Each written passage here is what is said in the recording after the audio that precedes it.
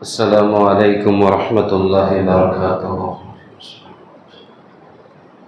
الحمد لله رب العالمين، والصلاة والسلام على رسوله خاتم النبيين وعلى آله الطيبين وأصحابه الطاهرين والمؤمنين والمسلمين كلهم أجمعين. أما بعد، أعوذ بالله من الشيطان الرجيم. بسم الله الرحمن الرحيم. يا أيها الذين آمنوا كتب عليكم القصاص بالقتلى.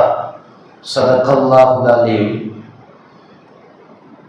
وقال نبينا وشفيعنا وهادينا مرشدنا ومولانا محمد رسول الله صلى الله عليه وسلم: إن أول ما يقضى بين العباد في الدماء. صدق رسول الله صلى الله عليه وسلم. எல்லா புகழும் அல்லாஹு ஜல்ல ஷானுஹு தஆலா ஒருவனுக்கே உரித்தாக. ஆமீன். அருமை நாயகம் முஹம்மது ரசூலுல்லாஹ் ஸல்லல்லாஹு அலைஹி வஸல்லம் அவர்கள் மீதும், நற்பாக்கியத்திற்குரிய அவருடைய குடும்பத்தார்கள், சஹாபாக்கள், தாபியீன்கள், தபஅ தாபியீன்கள், அக்தாபுகள், அவுலியாக்கள், ஷுஹதாக்கள், நாதாக்கள், நல்லவர்கள், குறிப்பாக நம் அனைவரின் மீதும் அல்லாஹ்வின் நல்லருள் என்றென்றும் நிறைவாக நிலவட்டுமாக. ஆமீன் என்று எல்லாம் வல்ல அல்லாஹ்விடத்தில் பிரார்த்தித்து துவங்குகின்றேன்.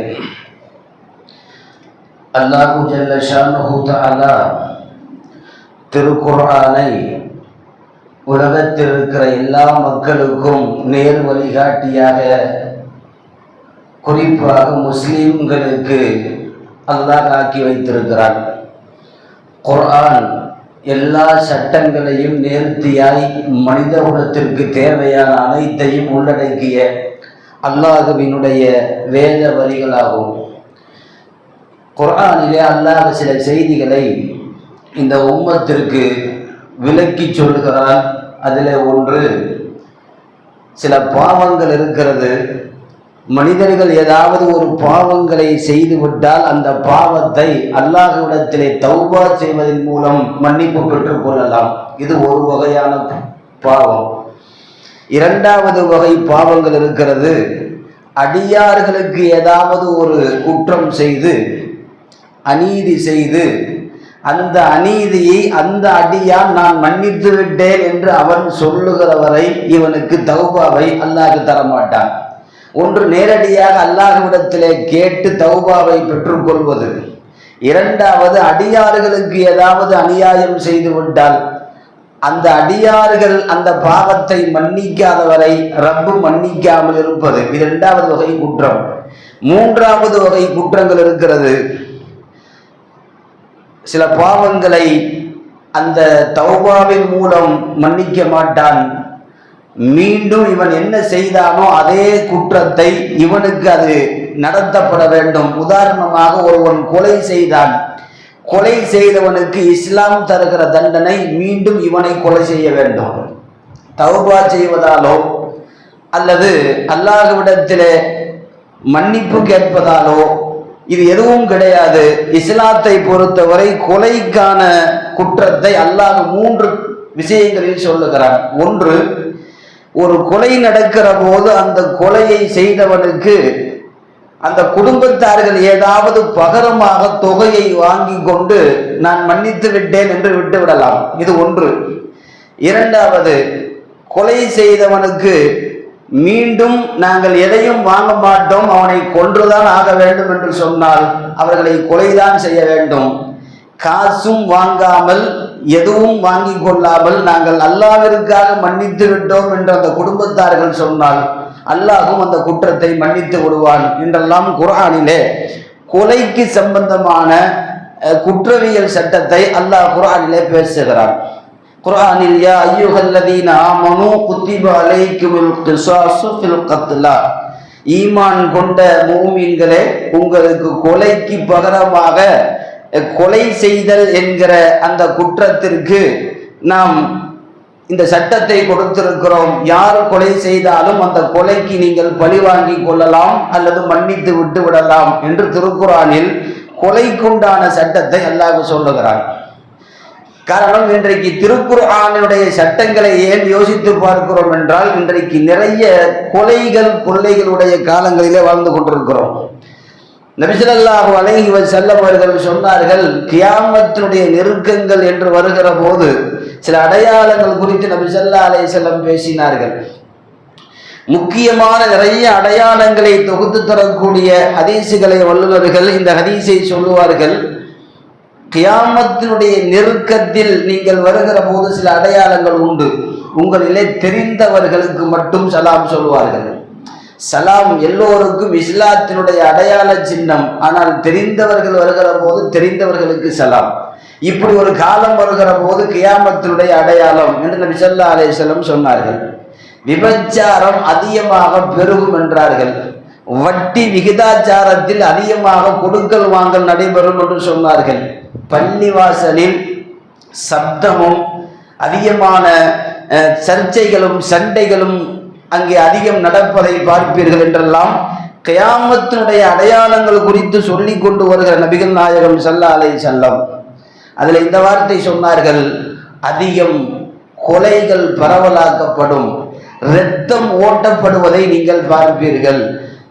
இன்றைக்கு அதிகம் பூமியிலே கொலை செய்வது அதிகமாக நடக்கிறதோ அது கியாமத்தினுடைய அடையாளம் என்று பெருமானார் ஸல்லல்லாஹு அலைஹி வஸல்லம் முன்னறிவிப்பு செய்தார்கள். ஹதீசுகளிலே நிறைய வருகிறது. கொலை சம்பந்தமாக மட்டும் நபி ஸல்லல்லாஹு அலைஹி வஸல்லம் அதனுடைய சட்டங்கள் குறித்தும் அது எவ்வளவு பெரிய பாவங்கள் குறித்தென்றெல்லாம் ஹதீஸிலே நபி ஸல்லல்லாஹு அலைஹி வஸல்லம் சொல்லி இருக்கிறார்கள். இஸ்லாத்திலே பெரும் பாவங்கள் 7. நபி ஸல்லல்லாஹு அலைஹி வஸல்லம் இஜ்தனிபுஸ் ஸப்அல் முபிகாத், உங்களை அழித்து விடக்கூடிய 7 பெரும் பாவங்களை விட்டு நீங்கள் முழுமையாக தவிர்த்து கொள்ளுங்கள் என்று நபி ஸல்லல்லாஹு அலைஹி வஸல்லம் முஸ்லிம்களுக்கு சொன்ன அந்த வரிசையில் அல்லாஹ்விற்கு நீங்கள் இணை வைக்க வேண்டாம், அடுத்த முஸ்லிம்களுக்கு சூனியம் செய்து அவர்களை நீங்கள் நோவினை செய்ய வேண்டாம், பத்தினி பெண்களின் மீது நீங்கள் இட்டுக்கட்ட வேண்டாம், அனாதை சொத்துக்களை நீங்கள் அபகரித்துக் கொள்ள வேண்டாம், போர்க்களத்திலே நீங்கள் புறமுதுகிட்டு ஓடிவிட வேண்டாம் என்றெல்லாம் அந்த வரிசையிலே நபி ஸல்லல்லாஹு அலைஹி வஸல்லம் 7 பாவங்களை சொல்லிக் கொண்டு வருகிற போது பெரும் பாவமாக ஒரு முஸ்லீமை, ஒரு உயிரை நீங்கள் எந்த விதமான நியாயமும் இல்லாமல் கொன்று விடாதீர்கள் என்று நபி ஸல்லல்லாஹு அலைஹி வஸல்லம் சொன்னார்கள். அப்ப 7 பெரும் பாவங்களில் மிகப்பெரிய பாவம் என்பது கொலை செய்தல். திருக்குர்ஆனில் அல்லாஹ் சொல்லுகிறான், அநியாயமாக ஒரு உயிரை யார் கொலை செய்வாரோ, மன் கத்தல நப்சன் பிகைரி நப்சின் அவ் ஃபஸாதின் ஃபில் அர்த் ஃபஅன்னமா கத்தல அன்னாஸ ஜமீஆ. குர்ஆன் சொல்லுகிற வார்த்தை, அநியாயமாக ஒரு உயிரை யார் கொன்றாலும் அவன் கொன்றது ஒரு உயிரை அல்ல, ஒட்டுமொத்த உலகத்தையும் கொன்றதற்கு சமம். குர்ஆனிலே வருகிற வார்த்தை. ஆகவே நீங்கள் எந்த விதத்திலையும் யாருடைய உயிரையும் நீங்கள் கை வைத்து விடாதீர்கள். கொலை குற்றம் என்பது அல்லாஹ்விடத்தில் அவ்வளவு பெரிய குற்றமாகும். நபி ஸல்லல்லாஹு அலைஹி வஸல்லத்திற்கு கொலைக்குண்டான குர்ஆனுடைய சட்டங்கள் இறக்கப்பட்ட போது அல்லாஹ் இந்த குர்ஆனுடைய சட்டங்களில் 3 விஷயம் சொல்லுகிறான். கொலை நடக்கிற போது ஒருவன் கொலை செய்து விட்டால் அந்த கொலைக்கு இவன் பகரமாக அவனை கொலை செய்யலாம். இஸ்லாத்திலே கொலைக்கு கொலை பகரம் கூடும். 2வது திருக்குர்ஆனில் அல்லாஹ் சொல்லுகிறான், ஃபமன் குஃபிர லஹு மின் அஹீஹி ஷைஉன் ஃபஇத்திபாஉன் ஃபில் மஅரூஃப். கொலை செய்யப்பட்ட குடும்பத்தார்கள் ஒருவேளை கொலையாளிகளை மன்னித்து விட்டு, நான் உன்னை மன்னித்து விட்டேன் போ என்று அந்த குடும்பம் ஒத்துக்கொண்டால், மன்னிப்பு கொடுத்தால், அந்த மனிதரை எந்த விதத்திலேயும் தண்டனை இல்லாமல் விட்டு விடலாம். இது குர்ஆனில் அல்லாஹ் சொல்லுகிற வார்த்தை. 3வது வஅதாஉன் இலைஹி பிஇஹ்சான்.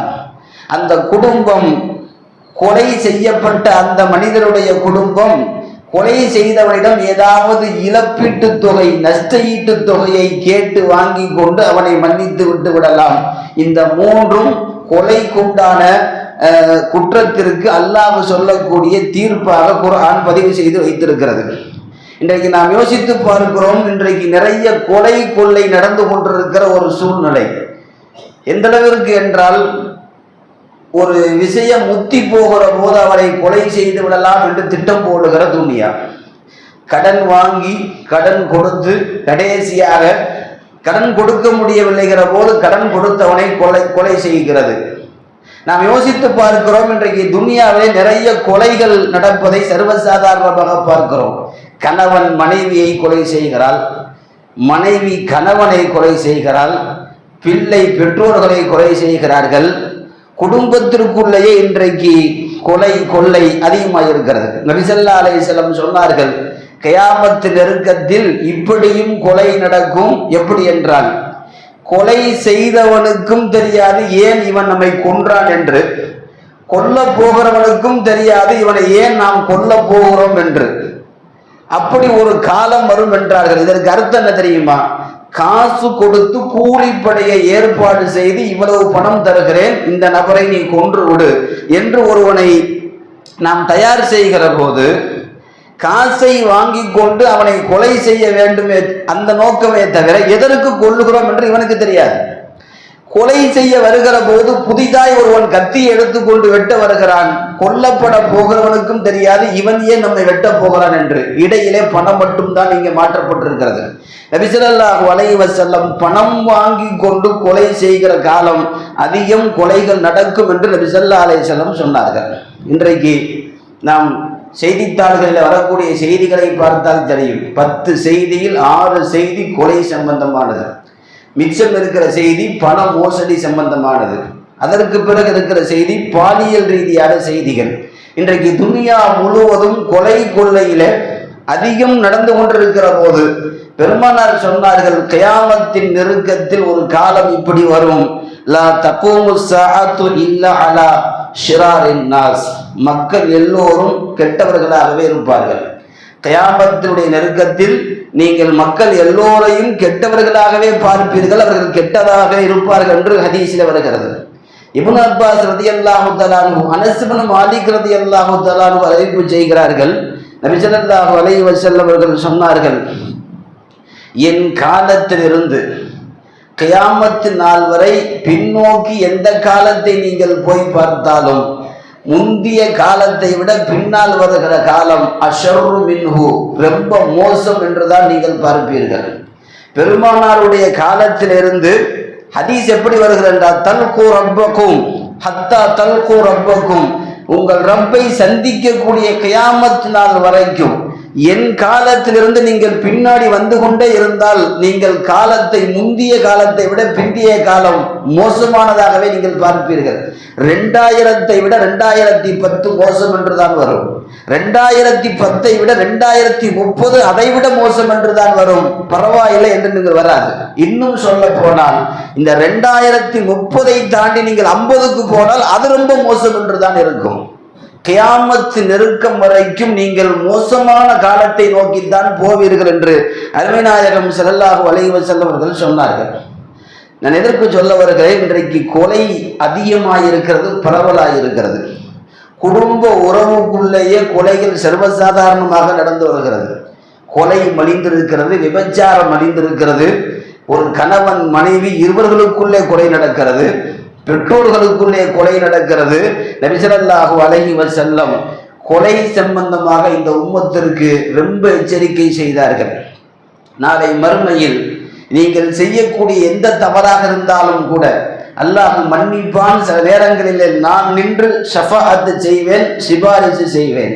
ஆனால் பெருமானார் ஹஜ்ஜத்துல் விதாவிலையும் சொல்லிவிட்டு போனார்கள், தங்களுடைய வஃபாத்தினுடைய கடைசி காலத்திலையும் சொன்னார்கள், நாளை மறுமையிலே நீங்கள் சில குற்றங்களை செய்துவிட்டு வந்து விடாதீர்கள், அடுத்தவருடைய மானத்தில் கை வைத்து விட வேண்டாம், அடுத்தவருடைய இஸ்ஸத் என்கிற கண்ணியத்திலே கை வைத்து விடாதீர்கள், அடுத்தவருடைய இரத்தம் கொலை சம்பந்தமான விஷயத்திலே கை வைத்து விடாதீர்கள், அடுத்தவருடைய பொருள் அமானிதத்திலே கை வைத்து விடாதீர்கள். இவைகளிலே கை வைத்து நாளை மறுமையிலே குற்றவாளியாக வந்து நின்றால் என்னால் ஷஃபாஅத் செய்ய முடியாது என்று சொன்னார்கள் ஸல்லல்லாஹு அலைஹி வஸல்லம்.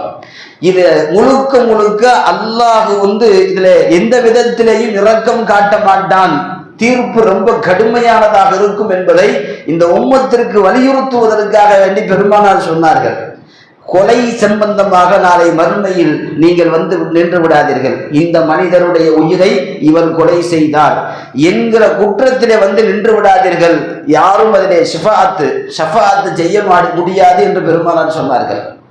ஹதீஸில் போருக்கு போகிற போது கூட நபி ஸல்லல்லாஹு அலைஹி வஸல்லம் சஹாபாக்களை நிற்க வைத்து, போருக்கு போகிற போது அநியாயமாக நீங்கள் யாரையும் கொன்று விடாதீர்கள், போர்க்களத்தில் யாரும் யாரையும் அடிக்கலாம் என்கிற மரபு இருந்தாலும் கூட நீங்கள் வயதானவர்களை கொன்றுவிட வேண்டாம், குழந்தைகளை கை வைத்து விட வேண்டாம், பெண்களை கை வைத்து விட வேண்டாம், ஆயுதத்தை கீழே போட்டு விட்டவனை நீங்கள் நிராயுத பாணியோடு நீங்கள் அடிக்க வேண்டாம்.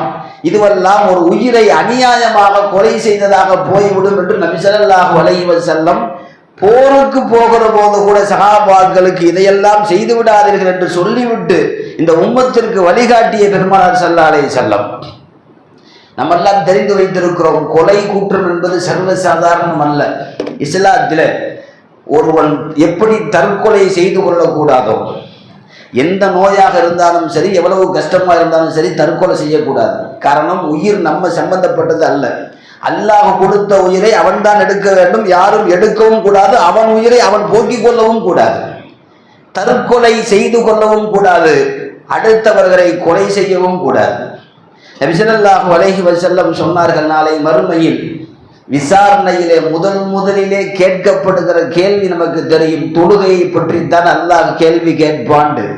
ஆனால் தீர்ப்பு செய்யக்கூடிய முதல் தீர்ப்பு என்ன தெரியுமா? ஹதீஸில் வருகிறது, கேள்வி என்னமோ நீ தொழுதியா என்கிற கேள்வியாக இருந்தாலும் முதலிலே அல்லாஹ் சொல்லக்கூடிய தீர்ப்பு பைசலா எது சம்பந்தமாக இருக்கும் என்றால், நபி ஸல்லல்லாஹு அலைஹி வஸல்லம் சொன்னார்கள், இன் அவ்வலமா யுக்லா பைனல் இபாதி ஃபித்திமா. ஒரு மனிதனுடைய இரத்தம் சம்பந்தமாக, கொலை செய்யப்பட்டது சம்பந்தமான விஷயத்தில் தான் அல்லாஹ் நாளை மறுமையில் முதன்மையாக விசாரித்து தீர்ப்பு கொடுப்பான். நாளை இரத்தம் சம்பந்தப்பட்ட விஷயத்தில் தான் ஒரு மனிதர்களுக்குள்ளே முதல் விசாரணை நடக்கும் என்று நபி ஸல்லல்லாஹு அலைஹி வஸல்லம் அவர்கள் சொன்னார்கள். மறுமையில் மட்டுமல்ல, ஒருவன் தேவையில்லாமல் அநியாயமாக ஒரு கொலை செய்தால், ஹதீஸில் வருகிறது, நாளை மறுமையிலேயும் முதன்மையாக அவன் விசாரிக்கப்படுவான். ஒரு கொலை குற்றம் செய்த கொலை குற்றவாளி முஸ்லீமாக இருந்து அவன் இந்த உலகத்தில் வாழுகிற காலத்தில் அவன் செய்கிற எந்த அமலாக இருந்தாலும் அல்லாஹ் அதை கபூல் செய்ய மாட்டான்.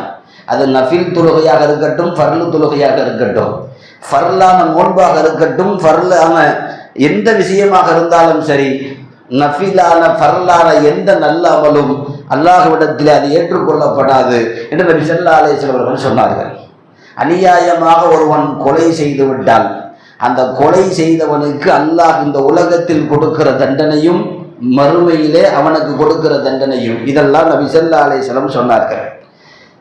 கொலை இன்றைக்கு மலிந்திருக்கிற எந்த அளவிற்கு என்றால், நமக்கெல்லாம் தெரியும், ஒரு வயசான பேஷண்ட்டு ரொம்ப நாளாக நோயில் இருக்கிறாரு, அவருக்கு மருத்துவம் பார்த்து சரியாக வரலை, உயிருக்கு போராடுறாருன்னு சொன்னால், இன்றைக்கு மருத்துவ கவுன்சிலிங் சொல்லக்கூடிய சட்டம் அவரை கருணை கொலை செஞ்சிடலாம். அவர் வாழ்க்கையில் வாழ்ந்தவர் எதுவும் செய்ய போகிறதில்லை, அவர் ரொம்ப அதாபுல தான் இருக்கிறாரு, ஆகவே அவரை ஏதாவது ஒரு இன்ஜெக்ஷன் போட்டு முடிச்சிடலாம். இதுக்கு பேர் கருணை கொலைன்னு வச்சுருக்கான். அதாவது பாருங்கள், கருணை இருக்கிற இடத்துல கொலை நடக்காது, கொலை இருக்கிற இடத்துல கருணை காட்ட முடியாது. இதை ரெண்டையும் சேர்த்து ஒரு வார்த்தை, கருணை கொலை. இன்றைக்கு கொலை எவ்வளவு மலிந்திருக்கிறது என்று பாருங்கள். அது இப்படி செய்கிறது குற்றம் இல்லை என்றும் கூட நிறைய நாடுகள் ஒத்துக்கொண்டிருக்கிறது. யாராவது ஒரு வயசானவரை நம்மளே ஒரு விஷ ஊசி போட்டு கொண்டுட்டோம்னாலும் கூட அவருக்கு ரொம்ப வியாதிங்க முத்தி போயிடுச்சு, பார்க்க முடியல, கருணை கொலை, அப்படியா, கேஸ் முடிஞ்சிச்சு. அப்ப எந்த அளவிற்கு கொலை செய்தல் என்பது சர்வ சாதாரணமாக இருக்கிறது என்பதை நாம் யோசித்து பார்க்கிறோம். திருக்குர்ஆனில் எந்த கொலையையும் அல்லாஹ் விட மாட்டான். அது எந்த கொலையாக இருந்தாலும் சரி. குர்ஆன்ல எந்த அளவுக்கு வருதுன்னு சொன்னா, வயிற்றில் இருக்கக்கூடிய சிசு, அந்த கருவை ஒருத்தர் போய் கலைச்சிட்டு வர்றாரு இல்லைங்களா, இந்த கலைப்பது கூட அல்லாஹ் மறுமையிலே கொலை குற்றமாகத்தான் பார்க்கிறான். திருக்குர்ஆனிலே அதற்குண்டான வசனம் இருக்கிறது. இன்னைக்கு சர்வசாதாரணமாக ஸ்கேன் எடுத்து பார்க்கிறது, வயிற்றுல பொம்பளை பிள்ளை இருந்துச்சுன்னா அதை கழிச்சிடுறது சர்வசாதாரணமாக நடக்குது நிறைய குடும்பங்கள்ல. ஆனால் கருவை கலைப்பது அரசாங்க ரீதியாக குற்றமாக இருந்தாலும் இஸ்லாம் அதை கொலை குற்றமாக சொல்லுகிறது. திருக்குர்ஆனில் இதன் நுஃபூசு ஸுவ்விஜத், அல்லாஹ் சொல்லுகிறான், உயிர்களை எல்லாம் மீண்டும் உடல்களோடு சேர்த்து நாளை மறுமையில் விசாரிக்கிற போது உயிரோடு புதைக்கப்பட்ட அல்லது வயிற்றிலே இருந்து உயிரோடு இருந்த சிசுவை கலைக்கப்பட்ட அந்த சிசுக்களிடத்திலேயும் அல்லாஹ் நாளை மறுமையிலே கேட்பான், பி ஐயி தம்பின் குத்திலத், நீங்கள் எதற்காக கொல்லப்பட்டீர்கள், யார் உங்களை கொலை செய்தால் என்கிற போது யாரெல்லாம் இந்த கொலை கூற்றத்திற்குள் இருப்பாரோ, கருவை கலைத்தாரோ அல்லது பெண் குழந்தைகளை புதைத்தாரோ அல்லது வயிற்றிலே இருப்பது எங்களுக்கு ஆண் குழந்தை இல்லை பெண் குழந்தை என்று 1 மாசத்துல 2 மாசத்துல இப்படி எல்லாம் கலைத்தவர்கள் எல்லாம் கொலை கூற்றத்திலே கொண்டு வந்து நிறுத்தப்படும் என்று திருக்குர்ஆன் அல்லாஹ் நமக்கு சொல்லி காட்டுகிறான். நான் எதற்கு சொல்ல வருகிறேன், கொலை என்பது தௌபா செய்து யா அல்லாஹ் என்னை மன்னிச்சிருன்னு சொல்லிட்டு போற பாவம் கிடையாது. இது மிகப்பெரிய குற்றம். ஒரு கொலை செய்தாலும் சரி, மறைமுகமாக கொலைக்கு இவர் உள்ள இருந்தாலும் சரி, ஏதாவது ஒரு விதத்தில் அந்த கொலைக்கு இவர் உதவி செய்தாலும் சரி, அல்லாஹ்விடத்திலே பெரிய குற்றவாளி இவர். குர்ஆனில் முதலில் நடந்த கொலையை அல்லாஹ் பதிவு செய்து வைத்திருக்கிறான். பக்ராவில் இன்னும் திருக்குர்ஆனில் நிறைய கொலைகள் சம்பந்தமான நிகழ்வுகள் குர்ஆனிலே வருகிறது. முதலில் ஆதமுடைய மக்களுக்குள்ளே நடந்த கொலை சம்பந்தமான நிகழ்வு மட்டும் குர்ஆனில் ஒரு பக்கத்துக்கு அல்லாஹ் சொல்றான். நமக்கெல்லாம் தெரியும், ஆதம் ஹவ்வா தம்பதி பூமிக்கு வந்ததற்கு பிறகு ஹவ்வா அலைஹிஸ்ஸலாம் கர்ப்பம் அடைந்தார்கள். தப்சீரில் வருகிறது, ஹவ்வா அவர்களுக்கு காலையில் கர்ப்பம் ஏற்பட்டு காலையிலே 2 குழந்தை பிறக்கும், பிறகு மாலையிலே 2 குழந்தை பிறக்கும். ஏனென்றால் மனித சமுதாயத்தை உருவாக்க வேண்டும், அதற்கு அல்லாஹ் செய்த ஏற்பாடு. காலையில் கர்ப்பம், காலையிலேயே அந்த குழந்தைகள் பெரிதாகி பிறப்பார்கள். பிறக்கிற அந்த சூழலில் ஒரு குழந்தை ஆணும் இன்னொரு குழந்தை பெண்ணும், இரட்டை குழந்தையாக பிறக்கும். பிறகு மீண்டும் ஹவ்வா அவர்கள் கர்ப்பம் தரிப்பார்கள், மாலையிலே 2 குழந்தை பிறக்கும், அதிலே ஆண் ஒன்று பெண் ஒன்று. இப்படி குழந்தைகள் பிறந்து வருகிற போது அவர்கள் அந்த திருமணத்திற்கு உண்டான வயது வருகிற போது அல்லாஹ் சொல்லுகிறான், முதல் கர்ப்பத்தில் பிறந்த ஆணையும் 2வது கர்ப்பத்தில் பிறந்த பெண்ணையும் இப்படி சேர்த்து நீங்கள் மனம் முடித்துக் கொள்ளுங்கள். ஒரே கர்ப்பத்தில் பிறந்த ஆணையும் பெண்ணையும் நிக்காஹ் செய்ய வேண்டாம். அது அண்ணன் தங்கச்சியாக இருந்தாலும் கூட இது நேரடியாக இது இரத்த தொடர்பிலே வருவதால் இப்படி செய்ய வேண்டாம். ஏனென்றால் அவர்கள் ஆரம்ப கால நபி, மனித குலத்தை உருவாக்குவதற்கு தான் ஆதம் வந்தார். அப்ப எல்லோரும் சகோதரர்களாக இருந்தாலும் இப்படி நேரடியாக திருமணம் முடிக்காமல் முதல் கர்ப்பத்திலே பிறந்த ஆணும் 2வது கர்ப்பத்திலே பிறந்த பெண்ணையும் சேர்த்து நிக்காக செய்து வைக்க சொல்லி உத்தரவு. நமக்கெல்லாம் தெரியும், அந்த பெண் சம்பந்தமாக ஒரு பிரச்சனை வருகிறது. ஒரே பெண்ணை 2 பேர் நிக்காக செய்ய வேண்டும் என்று போட்டி, காபில் ஹாபில் என்று 2 பேர். இறுதியாக அல்லாஹ் குர்பானி கொடுக்க சொல்லுவான். 2 பேரும் ஆளுக்கு ஒரு குர்பானி கொடுப்பார்கள். ஒருவர் ஆட்டு குர்பானி கொடுத்தார், அல்லது ஒருவர் விவசாயத்திலிருந்து வந்த பொருட்களை கொடுத்தார். அதில் ஆட்டு குர்பானியை ஹாபிலிருந்து அல்லாஹ் ஏற்றுக்கொண்டான். அவருக்கு பெண் கொடுப்பது கட்டி வைப்பது என்று முடிவுக்கு வந்த போது காபில் கோபமடைந்தார். என்னோடு பிறந்த பெண்ணை இவர் எப்படி திருமணம் முடிக்க முடியும் என்று சொல்லி என்ன செய்வது என்று குழப்பத்தில் இருந்த போதுதான் ஷைத்தான் மனித தோற்றத்தில் வந்து கொலை செய்வதற்கு அவன்தான் முதலில் மஷூராவும் கொடுக்கிறான். அதெல்லாம் குர்ஆன்ல வருது. மனித தோற்றத்தில் வந்தவன் உன்னுடைய சகோதரனை கொலை செய்து விடு, குர்ஆனே வருது. என்னோடு பிறந்த பெண்ணை நீ நிக்காஹ் முடிப்பதால் உன்னை நான் கொலை செய்வேன் என்று அவர் சொல்லியிருக்கிறார். குர்ஆன்லே அது வருது. உங்களை நான் கொல்லாம விட மாட்டேன். கடைசியாக எப்படி கொலை செய்யறதுன்னு அவருக்கு தெரியல. ஏன்னா முதல் கொலை எப்படி செய்யறதுன்னு தெரியல. வாயில சொல்லிட்டார். ஷைத்தான் அவன் படுத்திருக்கிற போது பாறை எடுத்து அவர் மீது போட்டு விடு, கொலை செய்து விடு என்று செய்வினை விளக்கம் எல்லாம் ஷைத்தான் காட்டியிருக்கிறான். கடைசியாக அவரும் கொலை செய்தார். முதலில் இஸ்லாத்தில் உலகத்தில் முதல் கொலை செய்தவர் காபில். ஹாபில் முதலில் படுகொலை செய்யப்பட்டவர். பிறகு அதை எப்படி அடக்கம் செய்வது என்று அவருக்கு தெரியவில்லை. குர்ஆனிலே அல்லாஹ் அதையும் சொல்லுகிறான். பல நாட்கள் கையிலே வைத்து கொண்டு ஒரு ஜனாசாவை வைத்து கொண்டு சுற்றுகிறார். எப்படி அடக்கம் செய்வது என்று தெரியவில்லை. குர்ஆனிலே அல்லாஹ் அதையும் சொல்லுகிறான். ஒரு காக்கையை அனுப்பி வைத்து 2 காக்கை ஒரு காக்கையை கொத்தி கொலை செய்து கடைசியாக அந்த காக்கை மண்ணை நோண்டி இறந்த காக்கையை உள்ளே வைத்து அடக்கம் செய்கிறது. அதை பார்த்ததற்கு பிறகுதான் உலகத்தில் முதல் ஜனாசாவை அவர் அடக்கம் செய்கிறார். குளிப்பாட்டவில்லை, தொழ வைக்கவில்லை, அப்படி அடக்கம் செய்யப்பட்டது. தப்சீரிலே இதெல்லாம் வருகிறது. முதல் கொலை சம்பந்தமாக அல்லாஹ் குர்ஆனிலே சொல்லி இப்னு அப்பாஸ் ரலியல்லாஹு அன்ஹு இந்த ஆயத்திற்கு தப்சீரில் எழுதி கொண்டு வருகிறார்கள். உலகத்தில் முதல் கொலை ஒரு பெண்ணுக்காக நடந்திருக்கிறது. ஒரு பெண்ணின் மீது வைத்திருந்த முஹப்பத்திற்காக நடந்திருக்கிறது. அந்த பெண்ணை கட்டியவனுடைய அந்த கணவனின் மீது உள்ள பொறாமையால் நடந்திருக்கிறது. 3 செய்தி எழுதுவார்கள். ஒன்று அந்த பெண்ணின் மீது இருக்கிற மோகம், 2வது அவன் மீது வைத்திருந்த பொறாமை. இந்த 2க்காகவும் தான் கொலை நடந்தது. இன்று வரை நீங்கள் கொலையின் பின்னணியை பாருங்கள், அதிகபட்சம் இந்த 2க்குள்ள தான் இருக்கும். ஒரு கொலை நடக்கிறது என்று சொன்னால் அதில் ஒரு பெண் சம்பந்தப்பட்டிருப்பாள், அல்லது ஒரு பொறாமையினுடைய எண்ணத்தில் அந்த கொலை நடந்திருக்கும். முதல் கொலை இந்த நிகழ்வுக்கு நடந்ததால் இனி வரக்கூடிய காலங்களில் நிறைய கொலையும் இந்த அடிப்படையில் தான் இருக்கும் என்று ஹஜ்ரத் இப்னு அப்பாஸ் ரலியல்லாஹு தஆலா அன்ஹு அவர்கள் எழுதி தருவார்கள்.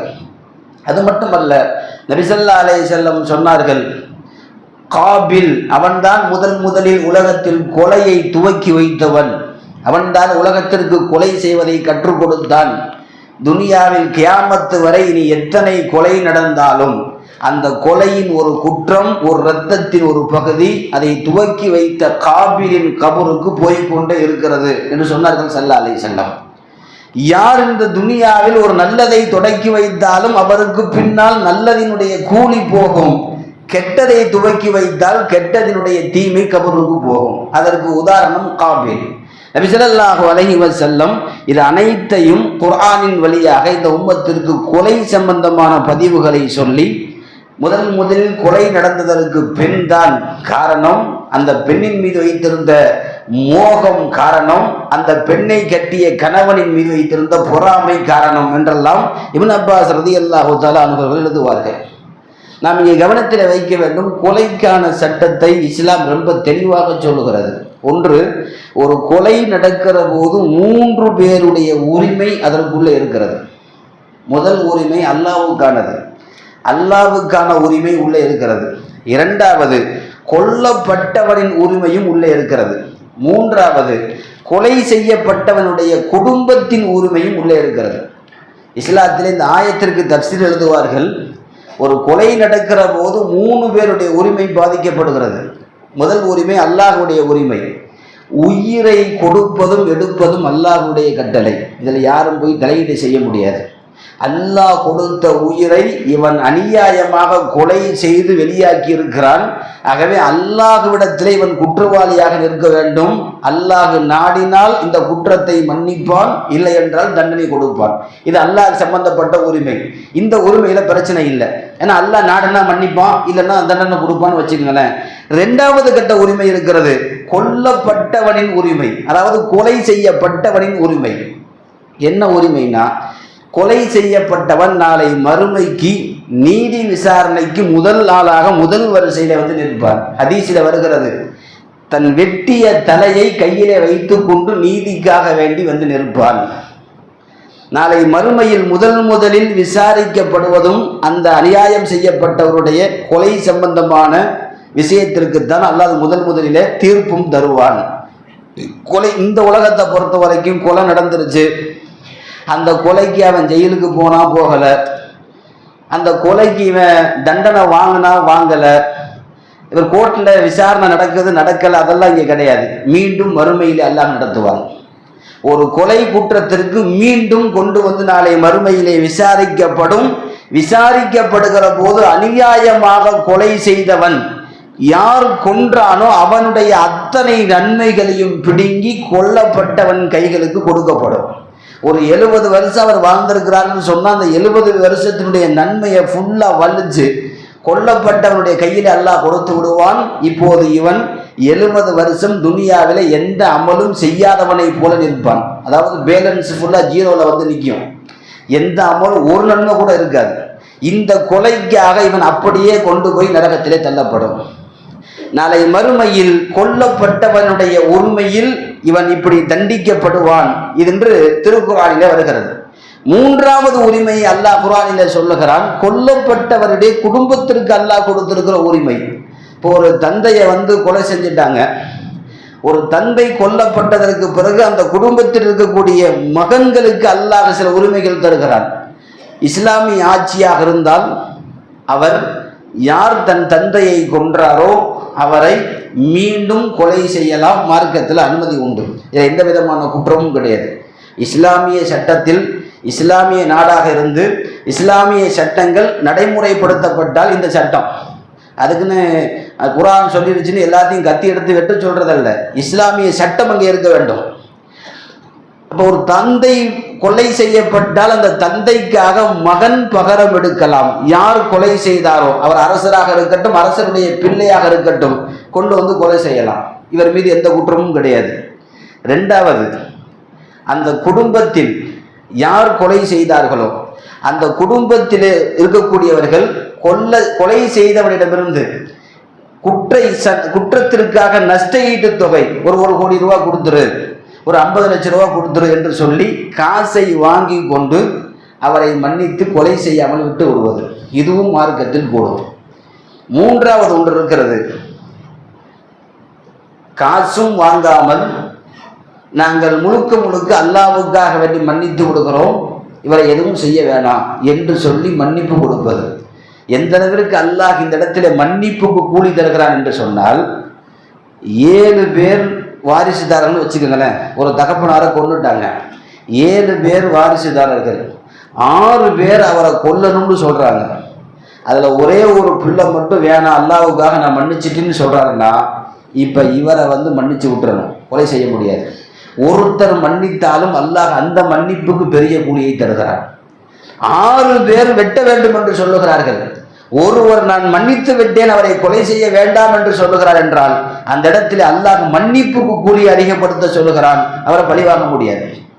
இதெல்லாம் இஸ்லாமிய குற்றவியல் ரீதியாக ஒரு முஸ்லீம் கொலை செய்தால் இதெல்லாம் கவனிக்கப்பட வேண்டும் என்பதை திருக்குர்ஆன் நமக்கு சொல்லி காட்டுகிறது. இதற்கு எதற்கு சொல்ல வருகிறேன் என்றால், இன்றைக்கு அதிகம் கொலை செய்யக்கூடிய, கொலை நடக்கக்கூடிய ஒரு காலத்தில் நாம் வாழ்ந்து கொண்டிருக்கிறோம். சமீபத்திய செய்தி, நேற்றைய செய்தி, ஒரே குடும்பத்தை சார்ந்தவர்களை தன் குடும்பத்தில் இருக்கிற அந்த பெண்ணை கொலை செய்திருக்கிறது. இஸ்லாமிய குடும்பத்தில் ஒரு தந்தையை, ஒரு தாயை, தன் கூட பிறந்த சகோதரர்களை, இதெல்லாம் இன்றைக்கு கொலை சர்வ சாதாரணமாக மலிந்திருக்கிறது. அதே போல கொலைக்கு உதவி செய்வதும் இன்றைக்கு மலிந்து போயிருக்கிறது. நபி ஸல்லல்லாஹு அலைஹி வஸல்லம் சொன்னார்கள், எப்போது கொலைகள் பரவலாக்கப்படுமோ கியாமத்தை எதிர்பாருங்கள். எந்த காலத்திலையும் கொலைக்கு நீங்கள் உறுதுணையாக இருந்து விடாதீர்கள். நாளை மறுமைக்கு அப்படி ஒரு கொலை சம்பந்தமான தண்டனையில நீங்கள் நின்றால் என்னால் ஷஃபாஅத்து கூட உங்களுக்கு செய்ய முடியாது, அது ஹராமாக்கப்பட்டு விட்டது என்று சொன்னார்கள். எல்லாம் வல்ல ரப்புல் ஆலமீன் இது போன்ற கொலை சம்பந்தமான மனிதர்களை நாசமாக்கக்கூடிய பெரிய பாவங்களை விட்டு அல்லாஹ் நம் எல்லோரையும் பாதுகாப்பானாக. நாம் யாரையும் கொன்று விடாமல், யார் கையிலையும் நாம் கொலை செய்யப்பட்டு விடாமல் அல்லாஹ் நம் எல்லோரையும் கொலை சம்பந்தமான எல்லா விதமான குற்றத்திலிருந்தும் நம்மையும் குடும்பத்தார்களையும் பாதுகாப்பானாக. ஆமீன். வாஹிரு தஅவானா அல்ஹம்துலில்லாஹி ரப்பில் ஆலமீன்.